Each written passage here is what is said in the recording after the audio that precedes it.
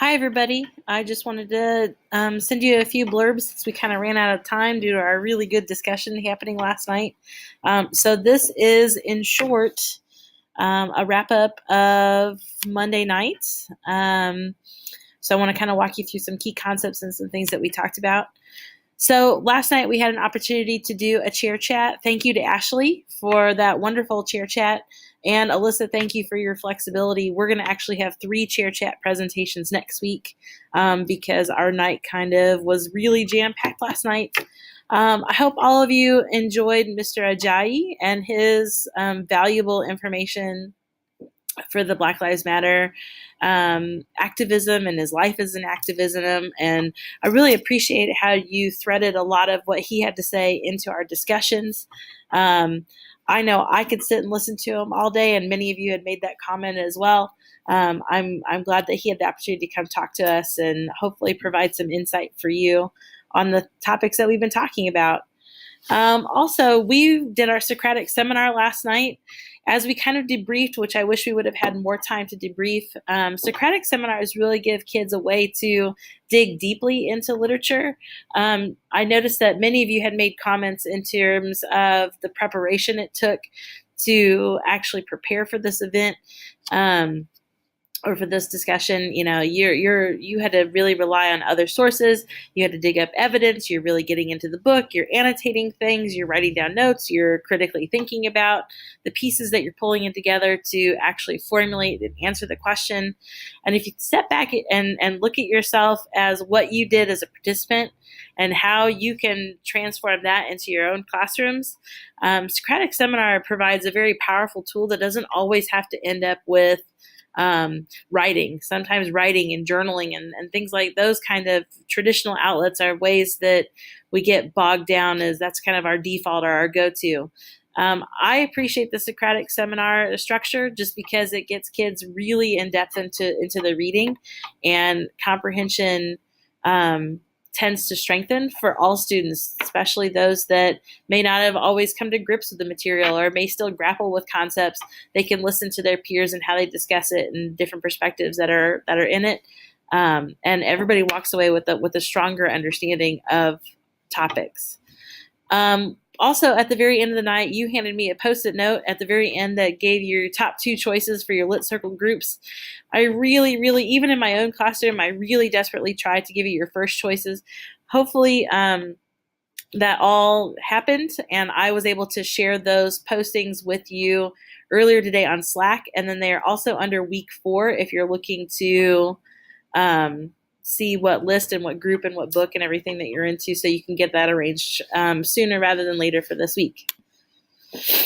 One of the things that I had talked about at the very end of class, but again didn't have time to, and I want to kind of elaborate that our wrap up, is I really want to walk you through how inquiry can be blended and intersected with traditional literature. So one of the things that we're going to be doing, we're going to still keep Dear Martin in mind as we move forward through the inquiry process. But one of the things that I did not have time to, and I usually would do this with my own students, is that I would allow them time to be really curious. So now that we've experienced Dear Martin and we've experienced all these different types of texts and all these different kinds of conversations and Socratic Seminar, surely there's got to come to a point where you're still maybe really curious about some things. So one of the things I'm going to ask that you do this week is go ahead and click on this link if you can. If not, I'm going to put it out in Slack and then also attach it to the class wiki page. So you have a couple of ways that you can get to it. This is just a blanketed Google Doc for you to just type in questions about things that we've been talking about. It could be book-related questions. It could be topic-related questions. The questions are just simply of your own curiosities, things that we didn't get a chance to talk about.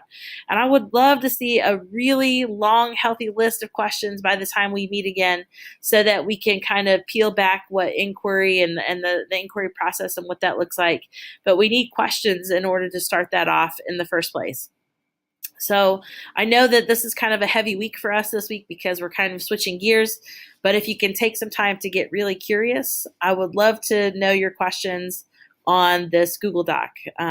It will definitely be a contributing factor for what we're going to be doing for the remainder of the semester. All right, brace yourselves. Literature circles are coming. So we had an opportunity to briefly talk about this insofar as what books that we wanted, and then a lot of you I noticed clicked on week 4 and the resources that are there for week 4.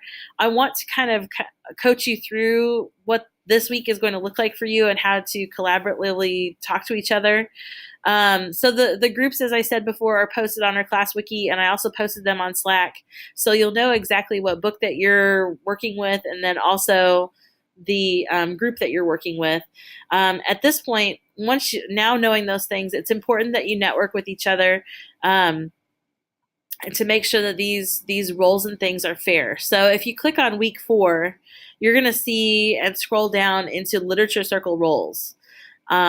So I believe that there are 5 or 6 roles. Let's say you have 3 group members. So that leaves 2 or 3 group members. Do you double up your role? Everybody takes 2 roles. Is it odd numbers and one person is left maybe doing something not as much as the others? We want to kind of construct this in a fair way. So there's lots of different ways that you can manipulate it, and what I would encourage students, depending on what type of class that you have, at this point in second semester, 8th grade, I would allow kids to problem solve that themselves. They can negotiate and make sure that that's all fair, which is what I would ask of you at this point. You can negotiate and see what's fair. If there are 6 roles and 3 of you and each of you take on 2 roles, to me that sounds fair. If there are 4 people in a group and there are 6 roles, maybe that looks like everybody brings in a discussion question, and then everybody takes on a role. So ultimately everybody has 2 roles, but all roles are being spoken for. The way you negotiate the way those roles look is completely up to you.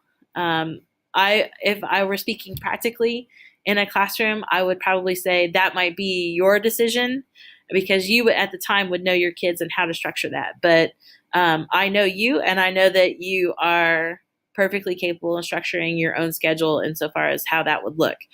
If you're struggling or you might need some thoughts on how that works, feel free to contact me anytime. I'm happy to help. So this is kind of what this kind of says down here. Just kind of make sure everything is even and you feel good with the responsibilities that you're taking on, along with who you're working with in your group. So we just want to kind of reiterate some readings and expectations for this week. One of the first things I'm going to ask you to do is to, when you have that novel and you're working with your people and you've got your roles established, you want to divide your novel into thirds. We're going to be spending 3 weeks on this, similar to how we did with Dear Martin. My objective as a course instructor is I want to show you literature circles, but I want to show you 3 different ways that you're going to be doing it. So what you see on week 4 and the literature circle roles that we're going to be working with throughout this week into week 5 it's one way of doing literature circles. So next week you'll still be working with the same people, but you'll be doing different discussion formats, different roles, different ways to circle. So you're still reading the same book and you still have the same group, but the way that you circle each week will be different each 3 times. So our first week, it'll be just these specific roles that are listed on week 4. So after you divide that novel into thirds, communicate what roles each group member will be. Make sure that that's very clear so that you know what's expected and you know how to be prepared for your literature circle roles and your time on Monday. And then I have plenty of resources for each role that I wanted to include, because as a teacher, I would really want to see what this would look like, what literature says about this stuff. So I've included some resources that you may even want to keep for your own toolbox as a teacher. So if there's anything that you need from me throughout this week, or if there's something that might be confusing, never hesitate to reach out to me. I'm happy to help. But But hopefully this kind of clears up some things as we ran out of time last week. If you missed class last week, feel free to be in touch with me if there's some things I can explain. Hopefully this kind of sums things up and we can move forward. Hope you guys have a good week, and I will see you next Monday.